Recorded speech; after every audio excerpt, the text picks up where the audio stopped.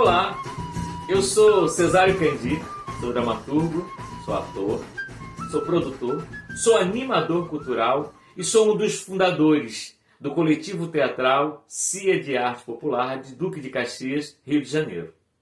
Bom, vocês já ouviram falar em Leon Tolstói? Já? Não?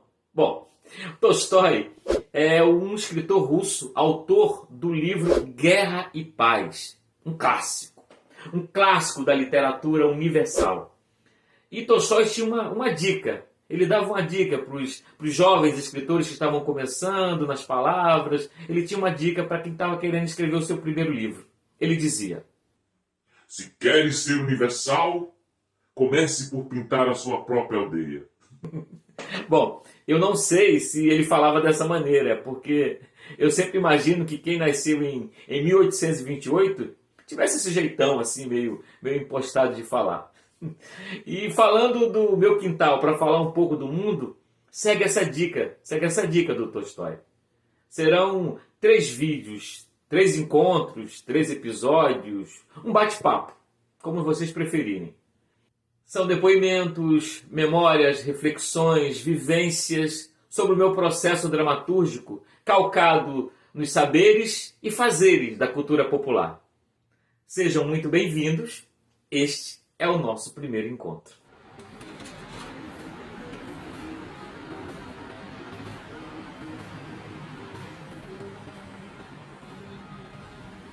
Vem, meu boi bonito, vem, vamos embora.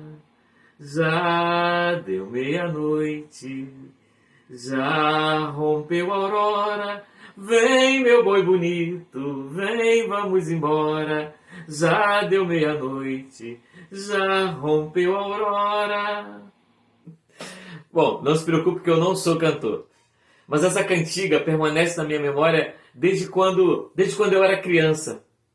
Eu aprendi de tanto ouvir os meus pais cantando em casa, cantando na lida do trabalho na roça. E eles aprenderam também dos pais deles. Porque na roça é assim. A gente aprende as cantigas, aprende as histórias com os mais velhos. Vai passando de um para o outro esses saberes. Eu nasci na roça, lá no interior da Paraíba, lá onde a gente falava oxente com muito orgulho. Era uma casinha de pau a pique, não tinha rádio, não tinha TV, não tinha energia elétrica, era a luz de candeeiro. E a casa era rodeada por roçado de feijão, de milho, de arroz, de macaxeira, né? De mandioca, como a gente chama, de aipim, como chama no Sudeste. Em frente à minha casa tinha um açude enorme, um açude grande, como todo mundo chamava. E era lá que meu pai, que além de agricultor, era pescador. Então ele pescava e vendia peixe na feira, na cidade mais próxima. E era na feira onde os moradores da redondeza, que pouco sabiam ler, alguns sabiam no máximo assinar o nome, comprava cordel, comprava o folheto. E esse foi o meu primeiro contato com a oralidade. Eles contavam o folheto, e minha irmã, então, com 10 anos de idade, sabia ler. E eles compravam esses cordéis. Num sábado à noite, eles colocavam uma lona em frente à minha casa, no terreiro, como a gente chama lá no Nordeste, que é aquele espaço limpo entre a casa e onde começa a roça. E ali, aqueles senhores, aqueles jovens, aquelas senhoras, aquelas crianças, vinham à luz de candeeiro, deitavam ali, e minha irmã lia esses cordéis, para que todo mundo pudesse ouvir. E era uma musicalidade daquelas histórias sendo contadas, que iam passando de um para o outro, e isso durante muito tempo. Pelo menos 2 vezes por mês, em sábados diferentes, tinha essa reunião na minha casa para se ouvir a leitura do cordel. E esse foi o meu contato com a oralidade, né? O meu primeiro contato. E isso influenciou muito a minha dramaturgia. A literatura de cordel sempre me encantou. O Bumba Meu Boi, o Cavalo Marinho, os repentistas na feira tocando, o babau. O babau era o que eu mais gostava. Era uma empanada de chitão E os bonequeiros ali contando a sua história, do lado tinha um sanfoneiro. Afrouxa o fole, sanfoneiro! E aqueles bonecos dançavam e era um encantamento. Tinha sempre o personagem Benedito, que era o negro pobre, esperto, mas que conseguia vencer todos os empecilhos da vida. Era encantador aquele jogo. E isso permanece na minha memória e na minha escrita até hoje. Todos os moradores ficavam muito ansiosos pelas festas religiosas que aconteciam durante o ano. Era a coroação da Santa, a festa de Santo Antônio, e as festas de São João, as quadrilhas, as cirandas. Essa ciranda quem me deu foi-lhe aqui morar na ilha de Tamaracá. Nas festas juninas também era o período da colheita do milho. As famílias se reuniam num grande mutirão e faziam pamonha, manguzá, fogueiras, se assava milho na fogueira, via os cantadores de viola da capital para as casas ali na roça. Era uma grande festa, era uma celebração pela fartura. A gente comia o que plantava. Minha mãe torrava café em casa. A gente ia na venda, comprava o caroço do café cru, chegava em casa, botava num caco de barro e torrava ele bem torradinho. Quando ele estava, que a gente botasse no dente e quebrasse ele ficava bom de botar o açúcar. Se fosse meio quilo de café, era 1 quilo de açúcar. Aí a gente torrava, fazia aquele mel bem grosso.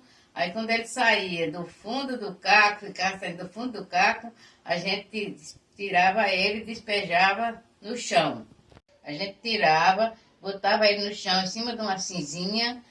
Aí quando ele ficava bem durinho, a gente quebrava e botava no pilão para pisar. Aí pisava, ele ficava bem fininho. A gente peneirava e depois a gente tornava a pisar aquele xerenzinho que ficava. E aí depois a gente botava numa vasilha. E quando terminava tudo, a gente fazia um café no caco de barro. O meu pai era agricultor, era pescador e vendedor de peixe na feira. E ele fazia as próprias tarrafas.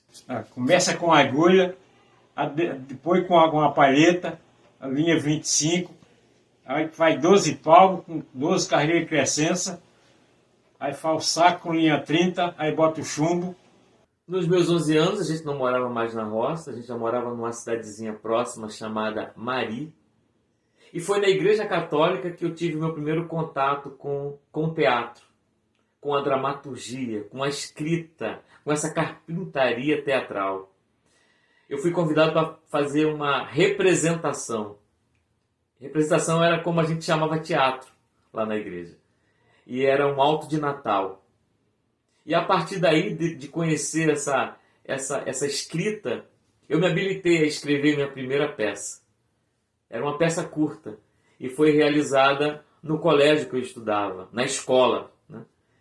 E eu escrevi O Filho de Catirina, que nada mais nada menos era um Bumba Meu Boi. Era inspirado naquilo tudo que eu tinha assistido na roça. E as falas do personagem principal eram rimadas, com total influência da literatura de cordel. E assim foram os meus primeiros passos rumo às palavras. Aguardo vocês no nosso próximo encontro, chamado Desbravando o Meu Quintal. A gente se encontra por lá.